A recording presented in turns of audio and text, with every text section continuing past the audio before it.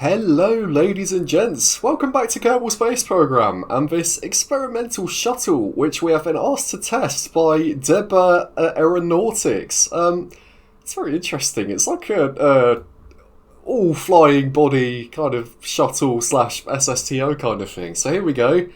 What we're going to do is we're going to try and kill two birds with one stone here following a very shaky launch. And we're going to test this thing by, of course, bringing it to low Kerbal orbit, and at the same time, possibly rendezvousing with the station and bringing back the Kerbals who are currently on board.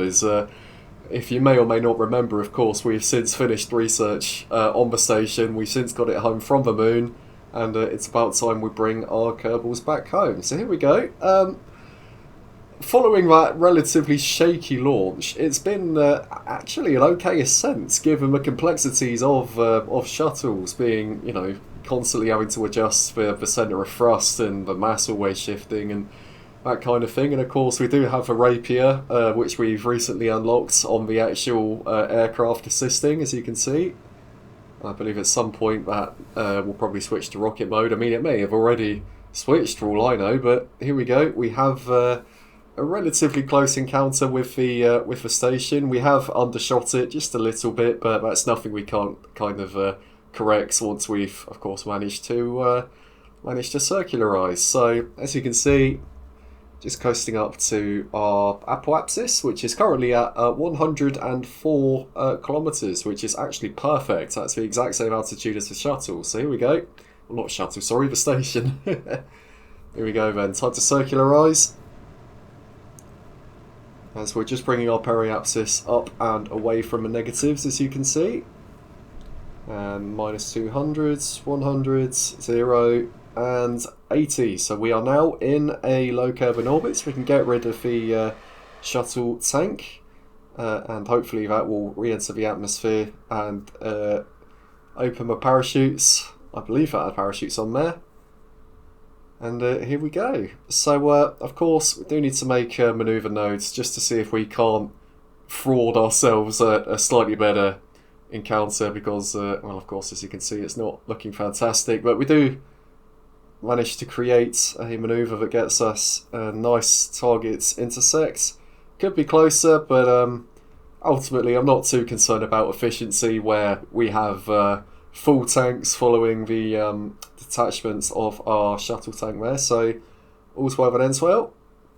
As we're just time warping round our orbit to the actual manoeuvre nodes. Ultimately, I decide we don't need a manoeuvre node for this because all we need to do is point towards our target, being the station, and see if we can't coast in. So, of course, what we need to do now is kill our relative velocity so we can match orbital planes. As you can see, our apoapsis is coming down.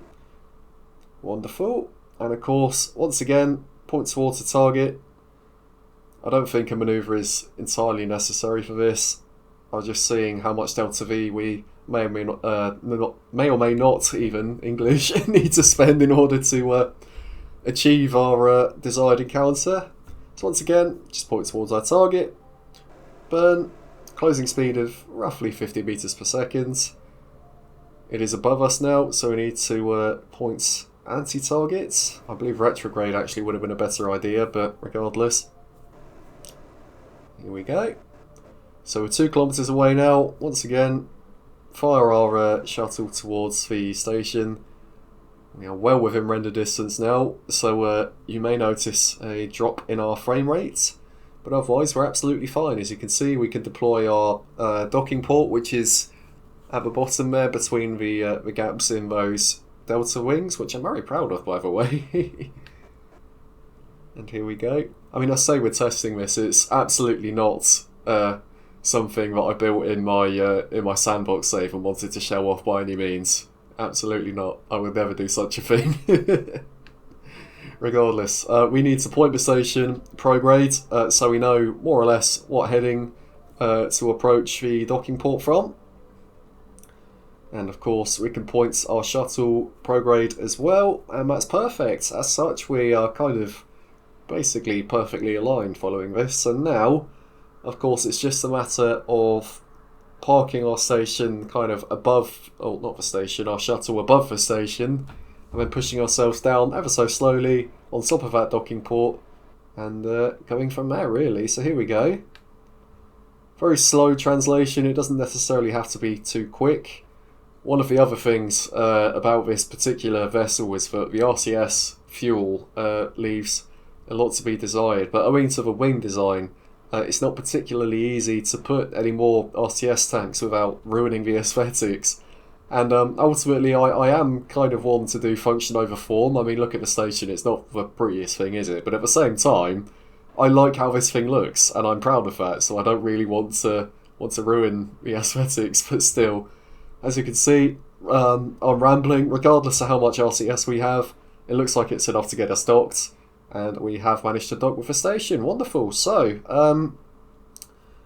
like I say, we're just going to start transferring our Kerbals. Valentina can go into the Mark 1 command pods.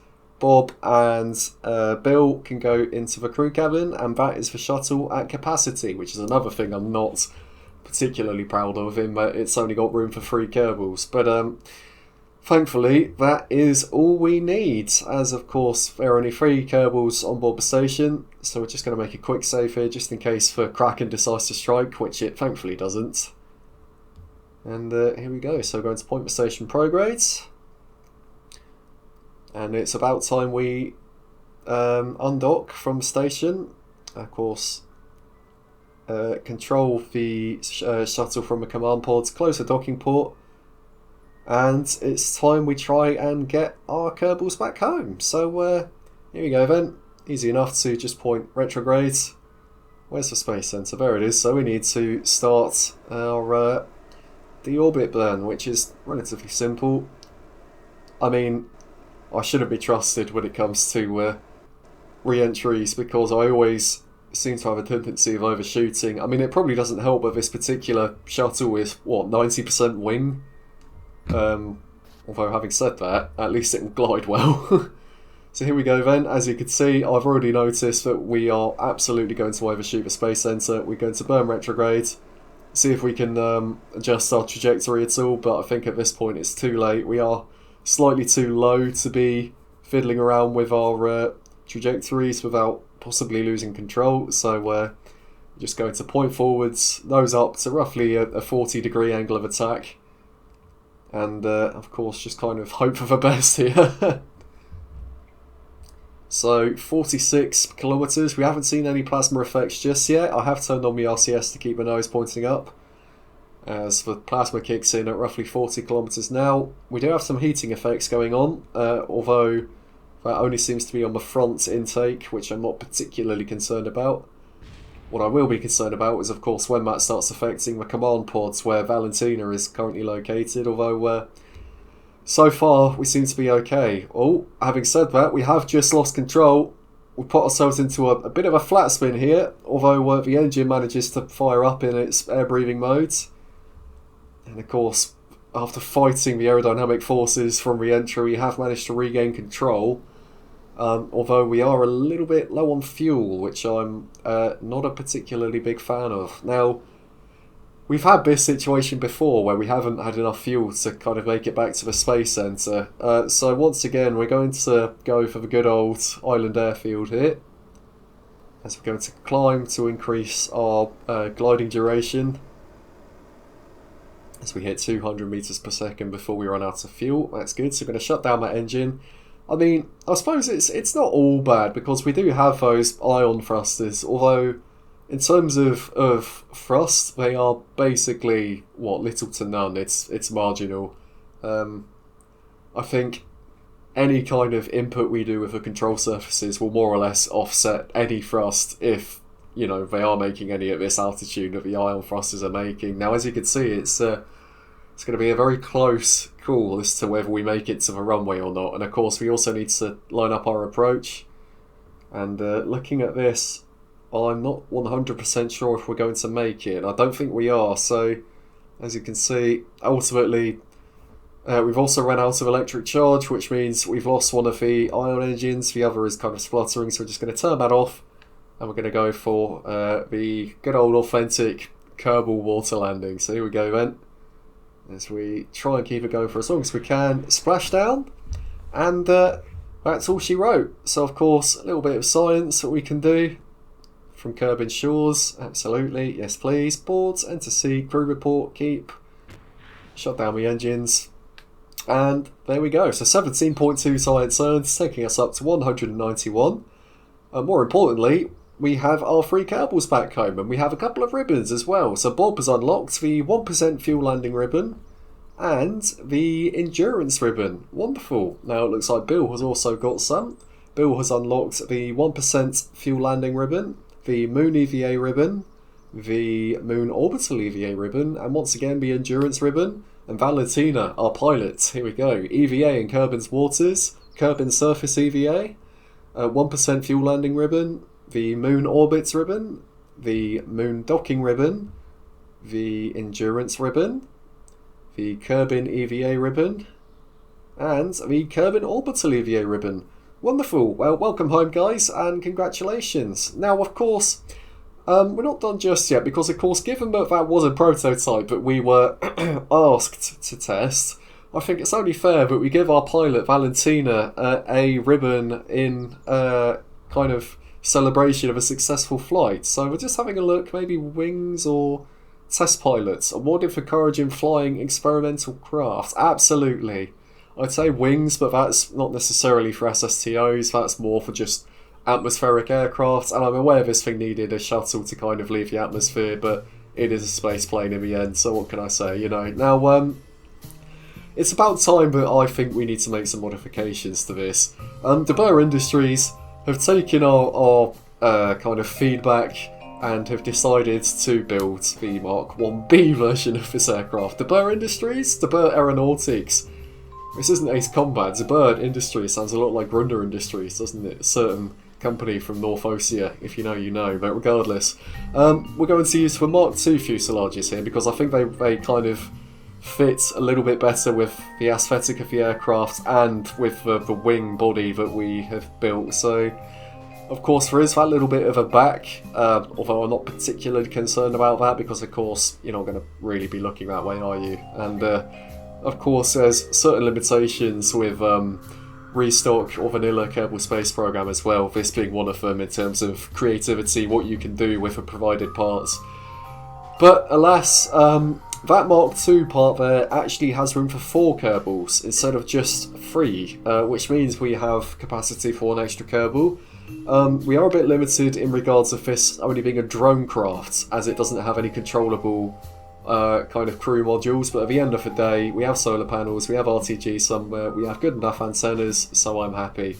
Of course, canals at the front, maybe some more RCS thrusters, and as of course we just save this as a brand new vessel.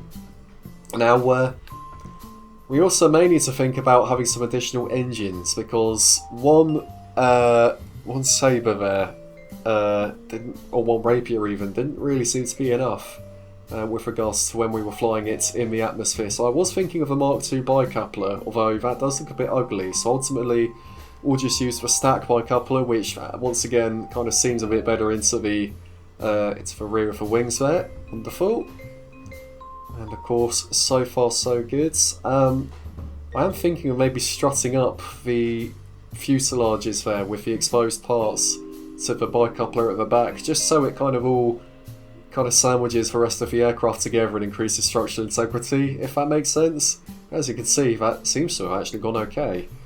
I hesitated to mention we have added some air brakes here, which should help with regards to my issues, let's say, when it comes to re-entering the atmosphere and aiming for a certain spot. But no problem, here we go. So we brought our 1B shuttle into the VAB, and of course now we actually need to build the ascent vehicle that goes with it.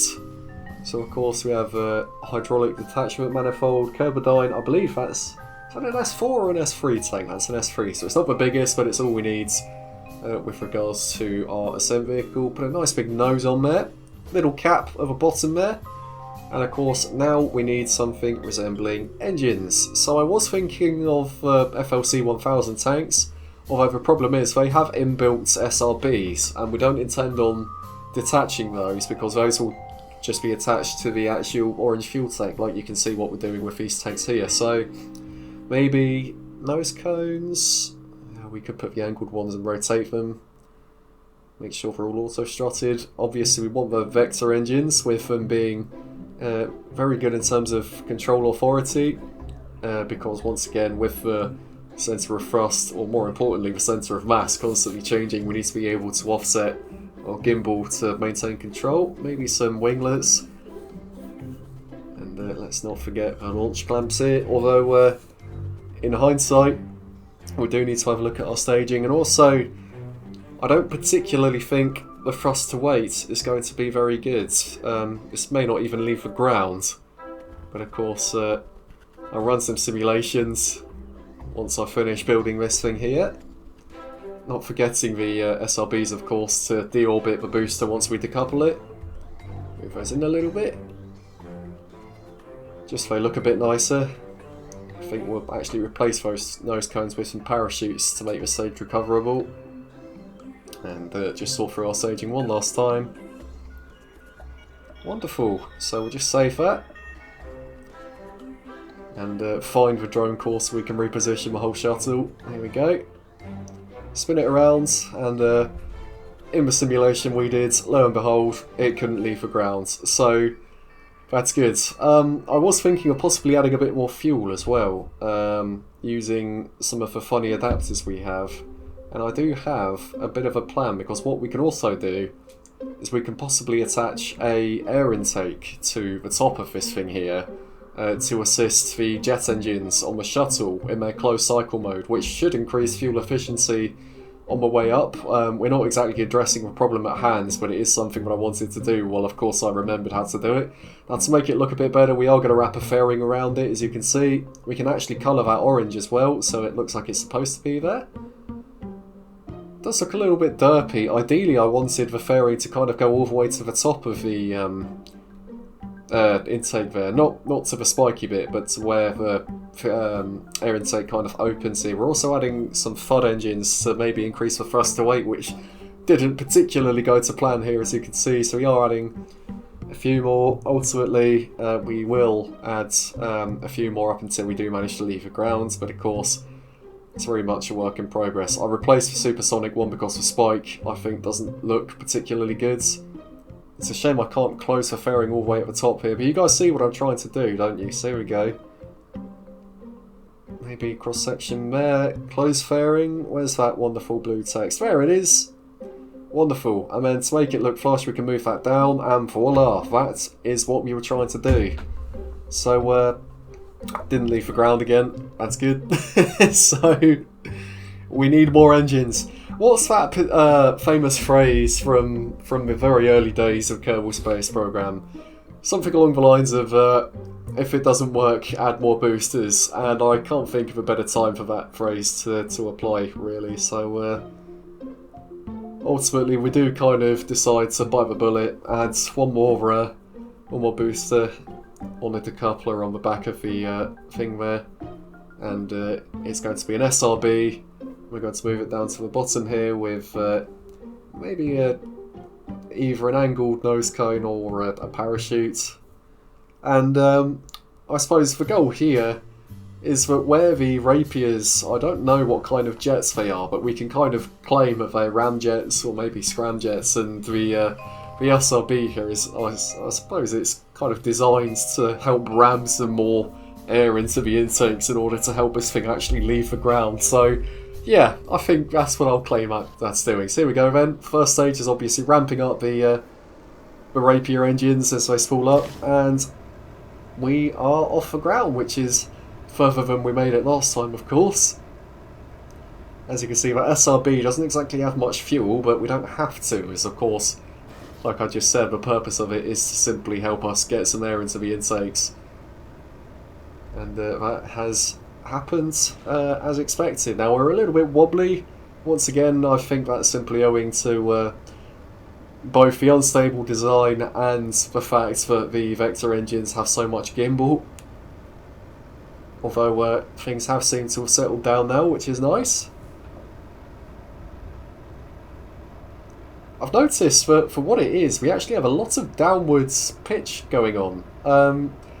Whether that's because of where we've put the Vector engines or because we have an extra Rapier engine kind of pushing us, I don't really know. But at the end of the day, at this altitude, as you can see, there's not much going on. It's very, very stable, which is a pleasant surprise. And of course, at any time, those Rapiers should switch to the closed cycle modes. And that will help us push our apoapsis up and away from the atmosphere. As you can see, 40 kilometers at the moment. And there we go. Rapiers are now in closed cycle mode. Apoapsis is now above 70 kilometers, so we can point towards our prograde marker. And apoapsis is now at 100. I need to clarify that this is a kind of a test flight more than anything, as we don't intend on docking with the station, nor do we actually want to rendezvous with it. This flight is simply to see if we can get into orbit, its flight characteristics, how it performs. And here we go then. So we can get rid of the actual shuttle stage now. And of course, seeing as we have yet to circularise, that's going to fall back down into the atmosphere, the parachutes will open and the recovery boys will go and get that. So here we go then. Very close to our apoapsis, we're just going to point prograde and start burning with both our Rapier engines and the Dawn ion engines here. As you can see, periapsis is slowly coming up from underground. Always amuses me when that happens. Here we go, apoapsis is now above the atmosphere, or well, our apoapsis already was. Our periapsis is also above the atmosphere now, which means we're in an orbit. It's a little bit of a wonky orbit, but regardless, it's an orbit, and if we left it, then it wouldn't fall down. Now, speaking of falling down, we need to see how this thing performs in a re-entry scenario. So here we go. We have deorbited ourselves with a trajectory that should have us land relatively close to the space centre. We're going to move all of the fuel towards the front, of course, just to assist with stability during our re-entry. We should have much better nose authority as well, owing to those canards that we've placed on the front there. And also, let's not forget to pop the air brakes in order to slow us down enough. Furthermore, the intake that we have on the front, compared to the intake we had previously on the front of the command module, has much better heat resistance, so we shouldn't need to worry about that going pop anytime soon. And here we go then, so plasma effects are starting to appear. We're travelling at roughly 2 kilometers per second. We also have the RCS thrusters enabled just to help us with controlling. We need to be careful because the air brakes are very powerful, not to mention the angle of attack that we are re-entering at is essentially turning the aircraft into a massive air brake in itself. As you can see, we're travelling at just over 1 kilometer per second now, at roughly 30 kilometers altitude and descending. We seem to have stabilised, we're no longer decelerating, so I think we're just going to fly as far as we can before we punch the air brakes here, as you can see, towards the Kerbal Space Centre. You can't see it, but I know where it is because it's under all those clouds. And at some point we will have to roll over here, as you can see, and pull down, because otherwise we will do what we did last time and completely overshoot the Space Centre. As you can see, the engines have come back to life in their air-breathing mode. Now, I'm aware that this may not necessarily be the optimal approach here, as we get a nice little screenshot through the clouds. But at the end of the day, the runway's there, we are here, and it's time to see if we can land this thing. So here we go, air brakes out, and at some point we'll be opening our gears. And here we go, line up with the runway, we lose a lot of speed during that G-pull, and touchdown? Touchdown as we spin and break something, but it's absolutely fine. Well, test flight complete, and with that, I would like to say to you guys, thank you very much for watching. Bit of a different episode, but I hope you'd enjoyed it nonetheless. Please do like and subscribe for more Kerbal Space Program and related content, and I will see you guys at the next one.